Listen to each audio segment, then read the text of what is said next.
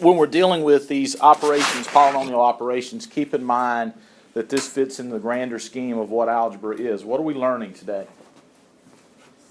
We're learning a skill that's going to be necessary to solve types of equations, some types of equations. The reason we're learning this skill is so we can manipulate things.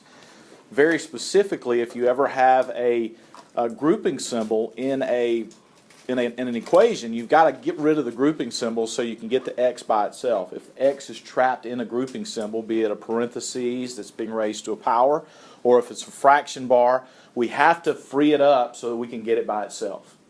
Right? So that's the goal of what we're doing here today, is to use this skill to go. Now, some of this is going to be very elementary for you. It's Algebra 1, it's Algebra 2. We're going to kind of do a little bit of new stuff that some of you would have seen tomorrow related to this when we do binomial expansion. But today we're just going to be doing some pretty basic stuff like this. Now, this says perform the indicated operation and simplify. Now, what does that direction simplify mean? When you see that, I mean, it just seems kind of vague, right? What does simplify mean in mathematics? Limit to the lowest terms.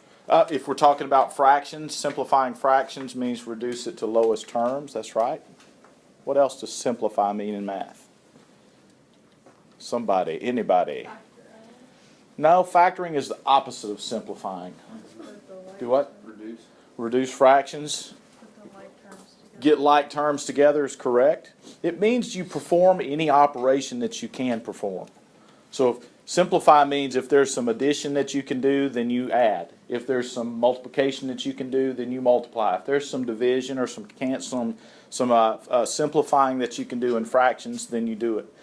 It also means we have no negative exponents. It means a lot of other things. No radicals in the denominator, those types of things. A simplified expression by definition takes on some different meanings. But in this case, it means do every operation that you can.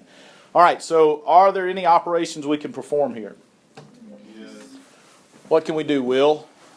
Add the two. Add the two expressions. What kind of expressions are these specifically? These are what? Starts with a T, ends with trinomial. Trinomial. Yeah, how'd you ever figure that out? So we've got two trinomials, right? And I need to combine them. First, I need to get rid of grouping symbols. Is there anything we have to do to get rid of these parentheses? If normally we would distribute, but is there anything interesting to distribute here? Right? So the parentheses, we can really literally just ignore the parentheses in this problem and start combining like terms. Okay, what are like terms? The x squareds are like terms because they what? Exponents. They have the same exponents and variables, right? The corresponding variables have to have the same exponents. So those are like terms. What else are like terms? 9x and negative 9x.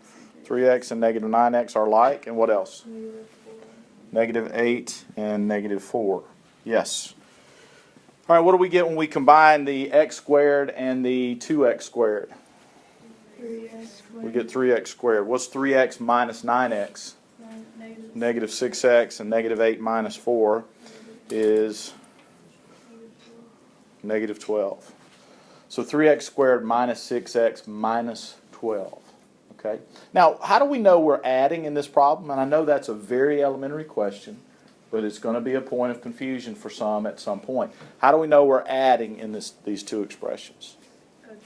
Because there's a big addition sign right in the middle of them, right?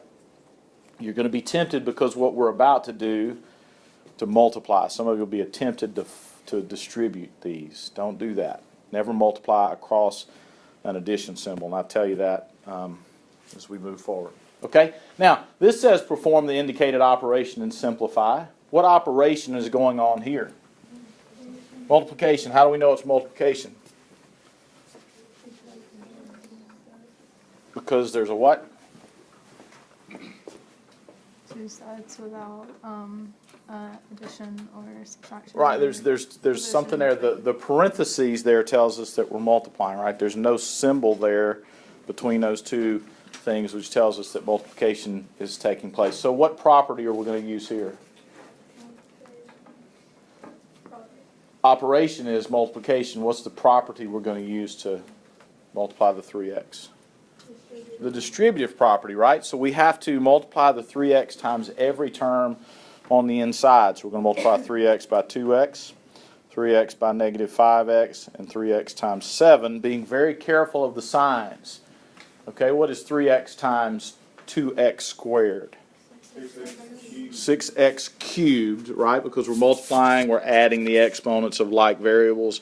And there's a lot of rules here that we're kind of doing that you guys are just conditioned to, which is really good. So when we distribute here, we get 6x cubed minus 15x squared plus 21x. Now, why is that all I can do there? Why can't we do anything else? None of the exponents are like, so we don't have any like terms here that we can combine by addition and subtraction, right? To add or subtract our like term, we have to have terms that have the same variables with the same exponents. Okay, so this expression is simplified. Now, Bailey, to go back to something that you said earlier, could we factor this expression? All right, we could take a GCF out of this expression, right? We could factor a 3x out of this and take it back to that. So if we have this expression here is in factored form, the top is in factored form, and the bottom here is in simplified form. Okay, so when you said we could factor it, factoring is actually unsimplifying things. We're undoing an operation to go back to a factored form, whereas when we simplify something, we're performing an operation. So factoring is working backwards, simplifying is working forward. All right, so that's going to be something that we need to kind of keep in mind moving forward. All right, getting a little bit more complicated as we go. How do we do this? Now, these skills are so simple, I didn't really put any of these on your pretest, right? You know how to do this forward. All of you can do it forward. It's when you have to factor expressions like this that some of you are having issues, but not with ones that would be this simple. So this is a factored expression, right? It's factored because it's two things being multiplied. How do we simplify it? You multiply them together. What's the process of multiplying? FOIL, some of you've been taught to FOIL. We're still using what property here? We're still using the distributive property, but instead of having one thing to distribute, I've got two things to distribute. I have to distribute the x and the positive 5 to the parentheses behind it. Okay? So we're going to do x times x. What's x times x? X squared. We're going to do x times negative 3. Negative 3x. 5 times x. 5x. 5 times negative 3 is negative 15. Is that simplified? Yes. No, because we haven't done everything that we can do, right? Will, what still has to be done? Add the negative 3x and the positive 5x. Yeah, negative 3x plus 5x will give us what? 2x. X squared plus 2x minus 15, right? So our final answer is x squared plus 2x minus 15. All right? So difference between simplifying and factoring. Simplified expression would have nothing that needs to be multiplied in it, whereas a factored expression is two things that are being multiplied. Okay? Let's move forward. Now, this is a special kind of product. Who remembers what these terms are called? What are these binomials called? What's their relationship to each other? It's an important term. What's the relationship of x plus 5 and x minus 5? They'll cancel each other out. Oh, they'll cancel each other out. Something's going to cancel each other out, right? You're remembering that correctly. You probably know what the product is without even doing it, right? What's the product of these two terms? X squared minus 25 is what we call a difference. Somebody whispered it. Let's get it on the video.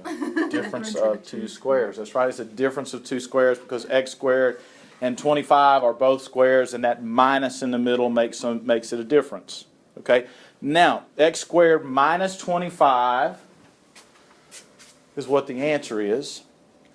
And a difference of two squares is always what you get when you multiply two what? That's what I'm trying to get. What are we multiplying here? Two, the word starts with a C. What's it in with? Nah, con something. Starts with a C, ends with conjugate.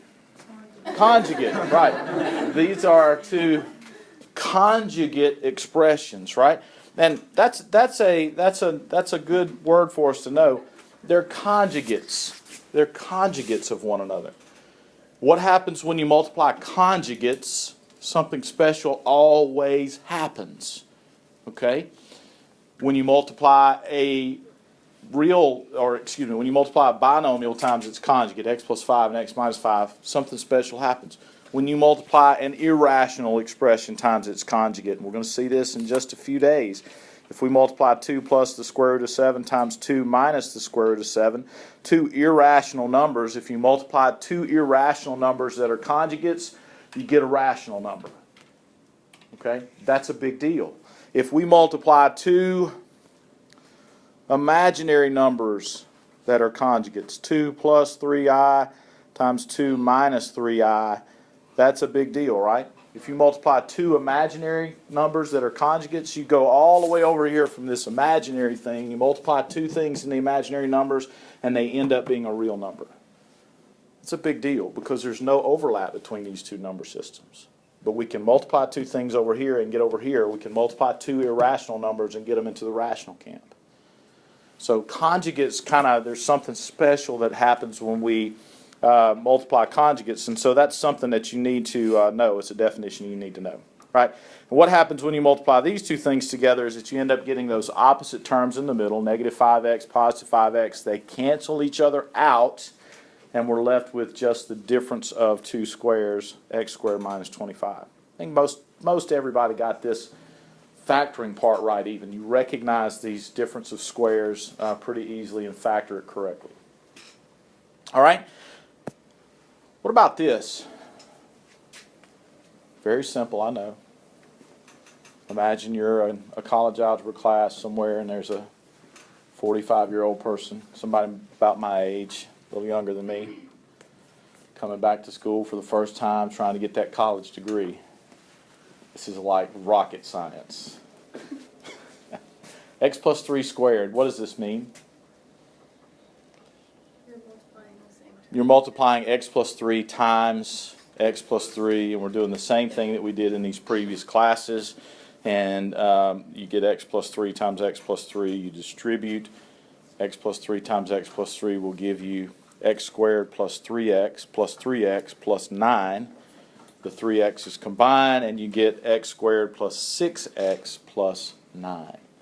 And this is called a what? What's the special name for this trinomial here? Does anybody remember? What's the special name here? It's called a perfect square trinomial. Okay? Perfect square trinomials have some properties that other trinomials don't have. Let's talk a little bit more about our three questions. What are we looking at? We're looking at a perfect square trinomial. It's a quadratic expression. What do we know about this thing? What are the properties of a quadratic? What does its graph look like? What's the graph of x squared plus 6x plus 9 look like? Starts with a P. It's a parabola, right? It's a parabola. Okay? Perfect square trinomials have a unique property. If I set this equal to 0, how many solutions does it have? This one only has one, right? So, but it has a multiplicity of 2. Okay, so it's not a contradiction to the fundamental theorem of algebra that we talked about a couple of days ago that says that a second degree polynomial has 2 solutions. This polynomial does have one solution, but it has a multiplicity of 2. Negative 3 is a solution twice. Okay, and what that means is that this graph is going to do something that other quadratic graphs don't do. This graph is going to sit with its vertex right on the x-axis. It does not change from positive to negative. The multiplicity of 2 tells us that. That's where we're headed down the road. There's some new stuff coming, I promise. If you have a squared factor in the graph of something, it touches 0 at that point, but it does not pass through the 0. And that even multiplicity of the 0 tells us that. Okay? What we're going to do tomorrow, I'm going to give you a little preview of this, is we're going to have a look at how to do x plus 3 to the 6th power. Okay? Now you don't want to do that, x plus 3 times x plus 3, multiply those two things, and then multiply it again, and then multiply it again, and then multiply those 3 trinomials together. That's a lot of stuff. It's 27 terms you got to combine, right? So we're going to use a property called binomial expansion to do that. It's a shortcut, all right? Now, everybody write this one down. I want to make sure. We're getting into some territory here that might be a little challenging for some of you, so I want to make sure that you're on top of it. X plus 3 times x squared minus 2x plus 4. What's different about this problem? It has A binomial times a trinomial. So when we multiply these two things together, how many terms are we going to have to combine? If we're multiplying 2 things times 3 things, how many things are we going to end up with? 6, right? 2 times 3 is 6, yeah? In the previous examples, when we multiplied 2 things by 2 things, how many terms did we end up with? 4 terms right here, right? So that's just one way you can check and make sure that you didn't skip something or forget something. When you multiply 2 things by 3 things, you should have 6 things in that next step. Okay, so when we distribute the x to all 3 terms, we get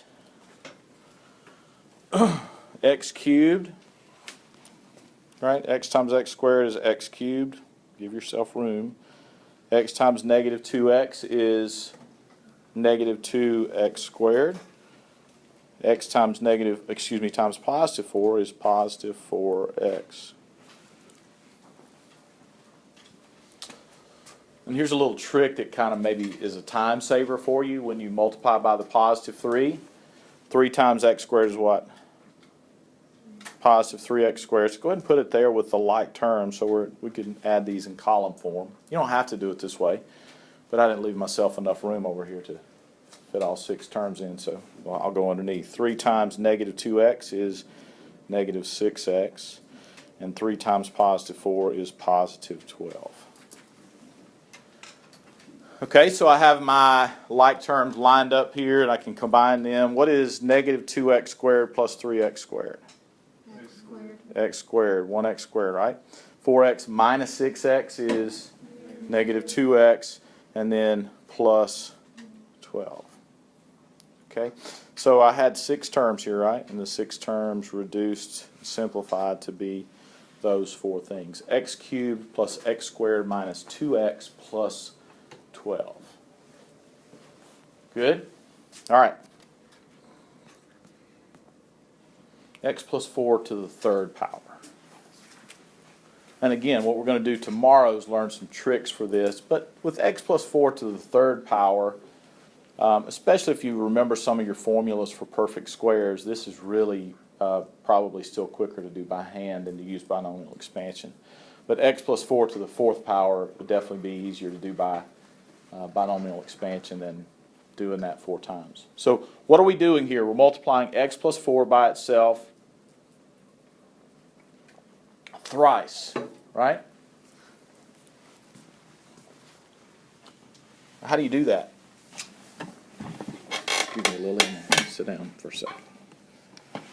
X plus 4 cubed.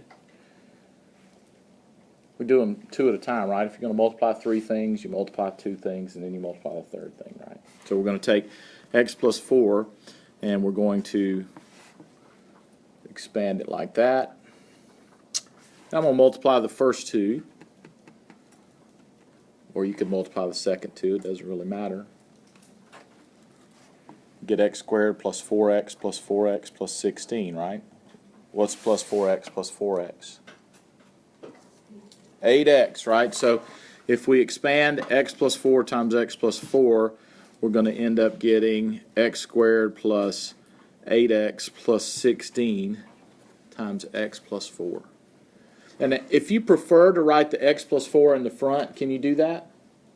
Yeah, because multiplication is commutative. That's one of the properties of multiplication. We can move things around, and multiplication and the product stays the same.